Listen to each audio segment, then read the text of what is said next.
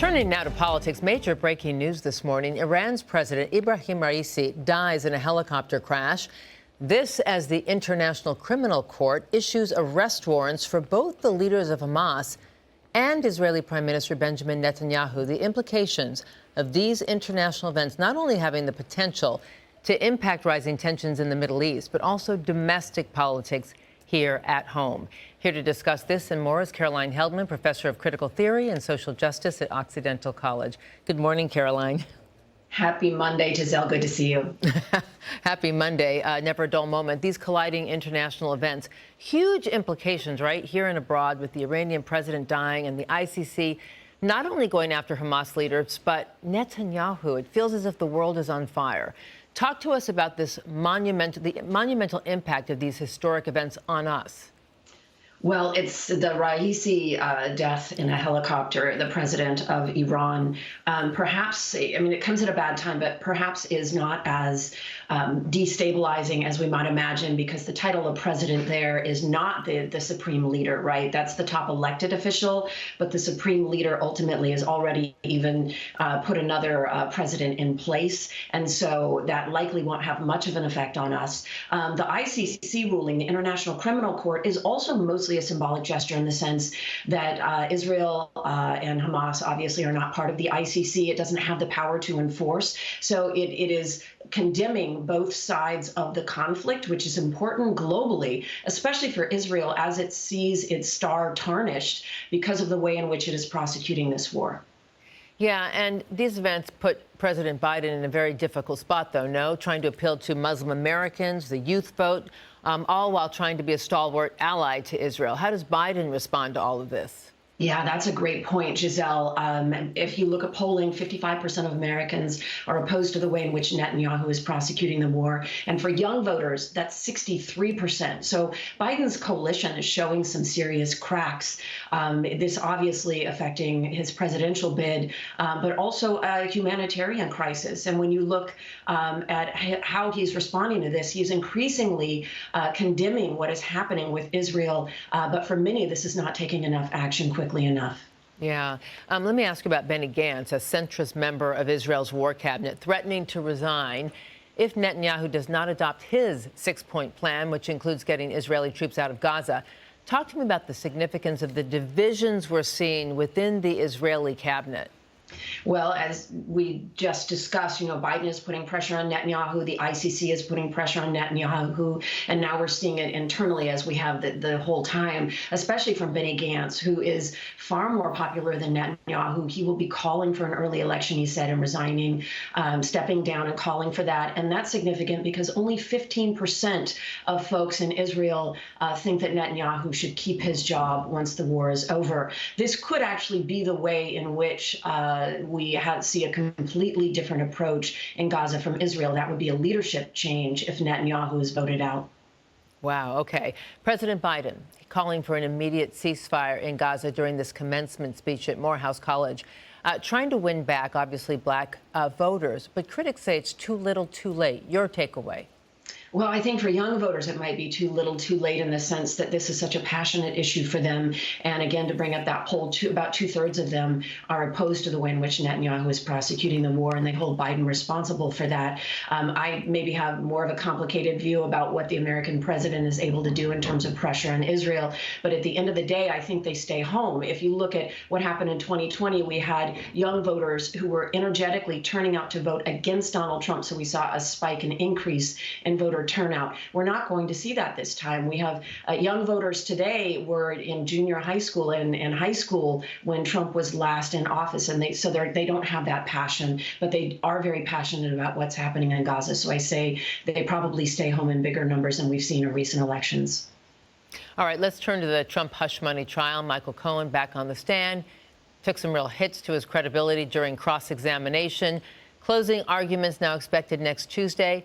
Some say, Caroline, the prosecution did not make their case and that Trump is headed for acquittal. But either way, how does it affect his race for the White House? I would agree that the prosecution could have made a stronger case. although the defense was pretty weak in going after Cohen until last Thursday, where they demonstrated that he told a recent lie. And Giselle, I think it's important to note that this has to be a unanimous decision. Otherwise, it will be a hung trial. So even one juror who is not convinced of Trump's guilt could hang the trial and lead to a mistrial. This will be the only trial before the election.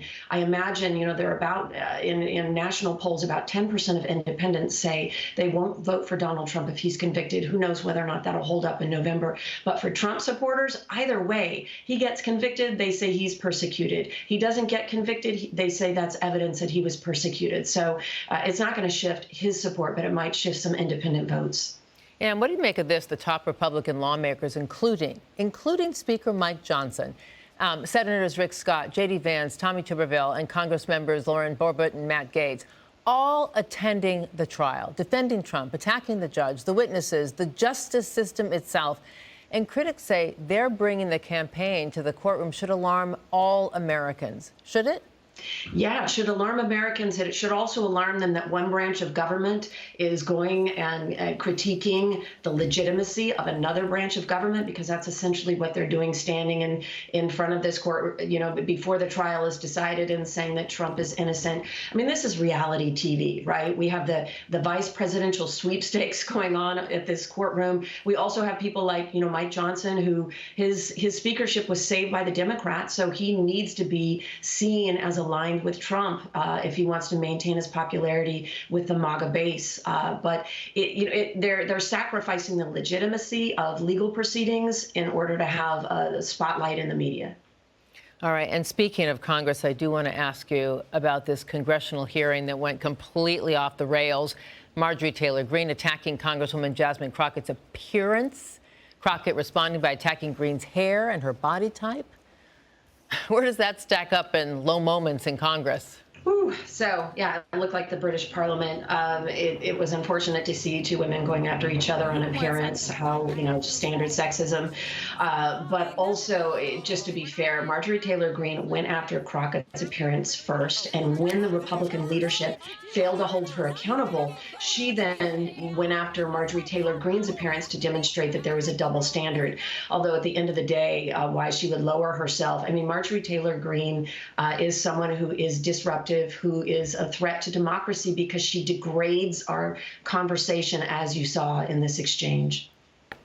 All right. And before I let you go, I do want to ask you about the Supreme Court, already with historically low approval ratings, considered partisan. And now Justice Alito getting a huge backlash for hanging an upside-down American flag at his home in support of the January 6th insurrection. And there's calls that are growing for him to either recuse himself or be impeached, similar to Justice Thomas' calls for him to be barred from the presidential immunity case. What does Chief Justice Roberts do? What does Congress do, if anything? Or what should they do? Well, what they should do is really seriously look at the conflict of interest with these two members on the court in any case involving Donald Trump in the 2020 election, and why they're not recusing themselves. A lot of folks are looking at this as bias. I am concerned that the Chief Justice, who sifts through evidence all day, that is his job. Maybe there's an intelligence issue here, because if you look at the evidence against the big lie, over 100 court cases, his own branch confirmed that there was no evidence to support the big lie, and yet he is flying a flag upside down, or someone in his household is. He blames his wife. But we need to look at why it is that two Supreme Court justices have such close connections to the big lie and January 6th, and why it is that they're still sitting on cases. And I wish that we had some form or mechanism to enforce a conflict of interest policy with the Supreme Court that they recently adopted, but we simply do not. Our Constitution needs to be revised to include that. But just really quickly, what does Chief Justice Roberts do? Well, in response, he's blamed his wife, which he's taken essentially the coward's way out. But either way, if you're supporting the big lie, or someone in your household is, he needs to recuse himself from any case involving the 2020 election, plain and simple. All right. I'll leave it right there. Caroline Heldman, professor of critical theory and social justice at Occidental College. Thank you for weighing in on all these important headlines. We appreciate you. Thank you, Giselle. Good to see you.